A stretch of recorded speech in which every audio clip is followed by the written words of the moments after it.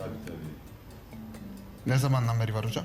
Aslında bu var. Uzun süreden beri var ama dikkati çekmemiş. Yıl, tarih. Evet, 2023'ten beri aslında bu var. Bu hastamızda maalesef 2 yıldan beri asım tanısı konmuş ve sürekli tedavi verilmiştir. Hastamız 2 yıl kadar önce diş çekiminden sonra implant tedavisine gidiyor. İmplant tedavisinde kullanılan silikonlu bir diş ölçüm maddesi var.